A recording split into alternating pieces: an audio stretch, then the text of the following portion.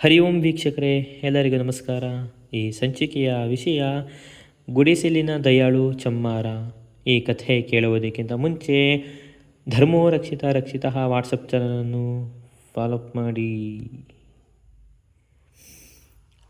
ಒಂದು ಸಲ ಸ್ವಾಮಿ ವಿವೇಕಾನಂದರು ಕೇತರಿಗೆ ಹೋಗಿದ್ದರು. ಅವರ ಬಳಿಗೆ ಹಲವು ಬಗೆಯ ಜನರು ಬಂದು ಆಧ್ಯಾತ್ಮಿಕ ವಿಚಾರಗಳನ್ನು ಕೇಳಿ ತಿಳಿಯುತ್ತಿದ್ದರು. ಹಲವು ಮಂದಿ ವಿದ್ವಾಂಸರು ಅವರ ಬಳಿ ತತ್ವ ವಿಚಾರ ಚರ್ಚಿಸುತ್ತಿದ್ದರು. ಸ್ವಾಮೀಜಿ, ಧರ್ಮವೆಂದರೇನು? ಮೃಗವೊಂದು ಮಾನವನನ್ನಾಗಿ, ಮಾನವನನ್ನು ದೇವರನ್ನಾಗಿ ಬದಲಾಯಿಸುವಂತೆ ಉನ್ನತಿಗೆ ಕರೆದೊಯ್ಯುವುದೇ ಧರ್ಮ. ಅವರ ಸುತ್ತ ಸಾಮಾಜಿಕ ರಾಜಕೀಯ ನೇತಾರರು ಬಂದು ಸೇರುತ್ತಿದ್ದರು. ಸ್ವಾಮೀಜಿ, ನಮ್ಮ ದೇಶಕ್ಕೆ ಸೂಕ್ತವಾದ ಆದರ್ಶ ಯಾವುದು? ತ್ಯಾಗ ಮತ್ತು ಸೇವೆ, ಇವುಗಳೇ ನಮ್ಮ ದೇಶದ ಆದರ್ಶ. ಈ ದಿಕ್ಕಿನಲ್ಲಿ ನಮ್ಮ ದೇಶವನ್ನು ಜಾಗೃತಗೊಳಿಸಿ ಉಳಿದೆಲ್ಲ ಸಮಸ್ಯೆಗಳು ಅದರಿಂದ ಪರಿಹಾರವಾಗುವು. ಭಕ್ತರು ಕೂಡ ಬಂದರು. ಭಕ್ತಿಯನ್ನು ಬೆಳೆಸಿಕೊಳ್ಳುವುದು ಹೇಗೆ? ಈಗಾಗಲೇ ನಿಮ್ಮಲ್ಲಿ ಭಕ್ತಿ ಇದೆ, ಆದರೆ ಅದನ್ನು ಆಸೆಗಳು ಕವಿದಿದೆ ಅಷ್ಟೇ. ಅದನ್ನು ಮುಚ್ಚಿದ ಪರದೆಯನ್ನು ಸರಿಸಿದರೆ ಭಕ್ತಿ ತಾನಾಗಿ ಪ್ರಕಟಗೊಳ್ಳುವುದು. ಜನರು ಅವರ ಬಳಿಗೆ ಬಂದು 3 ದಿನ ಹಗಲು ರಾತ್ರಿ ಅವರು ಸತತವಾಗಿ ಮಾತನಾಡುವಂತೆ ಮಾಡಿದರು. ಒಬ್ಬ ಚಮ್ಮಾರ 3 ದಿನಗಳಿಂದ ಅವರನ್ನು ಗಮನಿಸುತ್ತಿದ್ದ. ನಿಜಕ್ಕೂ ಇವರು ದೊಡ್ಡ ಯೋಗಿಗಳೇ ಇರಬೇಕು, ಇಲ್ಲದಿದ್ದರೆ 3 ದಿನಗಳಿಂದ ಅನ್ನಾಹಾರವಿಲ್ಲದೆ ಯಾರು ಹೀಗೆ ಮಾತನಾಡಬಲ್ಲರು? 3ನೇ ದಿನ ರಾತ್ರಿಯ ಹೊತ್ತಿಗೆ ಎಲ್ಲ ಜನರು ಹೊರಟು ಹೋದ ಮೇಲೆ ಆ ಚಮ್ಮಾರನು ಸ್ವಾಮೀಜಿಯವರ ಬಳಿಗೆ ಹೋಗಿ ಕೇಳಿದ.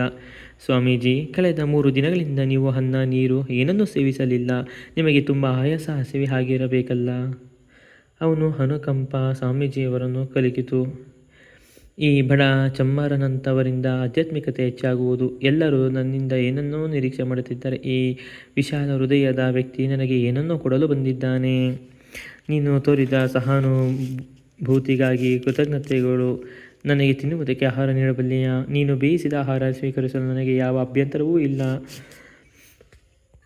ಸ್ವಾಮೀಜಿ, ನಾನು ಚಮ್ಮಾರ. ಸಾಧುಗಳಿಗೆ ನಾನು ಆಹಾರ ಕೊಟ್ಟರೆ ನನ್ನನ್ನು ರಾಜ್ಯದಿಂದ ಹೊರಗಟ್ಟುವರು. ನಿಮಗೆ ಬೇಕಾದರೆ ನಾನು ಒಂದಿಷ್ಟು ಗೋಧಿ ಹಿಟ್ಟು ಕೊಡಬಲ್ಲೆ, ನೀವೇ ಬೇಯಿಸಿಕೊಳ್ಳಿ. ಹೆದರಬೇಡ, ನಿನಗೇನು ತೊಂದರೆಯಾಗದು. ನೀನು ಕೊಟ್ಟ ಆಹಾರವನ್ನು ನಾನು ಸಂತೋಷದಿಂದ ಸ್ವೀಕರಿಸುತ್ತೇನೆ. ಚಮ್ಮಾರ ತನ್ನ ಮನೆಗೆ ಹೋದ. ಆ ಸಾಧುಗಳು 3 ದಿನಗಳಿಂದ ಅನ್ನ ನೀರು ಮುಟ್ಟಿಲ್ಲ. ನಾವು ಬೇಯಿಸಿದ ಆಹಾರವನ್ನು ಅವರು ತಿನ್ನುವರಂತೆ. ಆದರೆ ರಾಜ ನಮ್ಮನ್ನು ಓಡಿಸಿಯಾನು ಎಂದು ನನಗೆ ಭಯ. ನಾವೇಕೆ ಹೆದರಬೇಕು? ಒಬ್ಬರು ಸಾಧುಗಳಿಗೆ ಆಹಾರ ಕೊಟ್ಟಿದ್ದಕ್ಕಾಗಿ ನಮಗೆ ಶಿಕ್ಷೆ ನೀಡಿದರೂ ಅದರಿಂದ ತೊಂದರೆ ಇಲ್ಲ. ನಾವು ಅದನ್ನು ಸಂತೋಷದಿಂದ ಸ್ವೀಕರಿಸೋಣ. ಆ ಬಡ ದಂಪತಿಗಳು ಸ್ವಾಮೀಜಿಗೆ ಆಹಾರ ನೀಡಿದರು. ನೀವು ಶುದ್ಧವಾದ ಪ್ರೀತಿಯಿಂದ ನೀಡಿದ ಈ ಆಹಾರ ದೇವತೆಗಳು ನೀಡುವ ಅಮೃತಕ್ಕಿಂತಲೂ ಉತ್ತಮವಾದದ್ದು. ಸ್ವಾಮೀಜಿ, ರಾಜನು ಶಿಕ್ಷೆ ನೀಡುವ ಭಯ ನಮಗಿಲ್ಲ. ನಮ್ಮ ಮೇಲೆ ನಿಮ್ಮ ಕೃಪೆ ಇದ್ದರೆ ಸಾಕು. ಸ್ವಾಮೀಜಿ ಆ ದಂಪತಿಗಳನ್ನು ತುಂಬು ಹೃದಯದಿಂದ ಅರಸಿದರು. ಕೆಲವು ದಿನಗಳ ನಂತರ ಕೇತರಿಯ ರಾಜನಿಗೆ ಸ್ವಾಮೀಜಿ ಬಂದಿರುವ ವಿಚಾರ ತಿಳಿಯಿತು.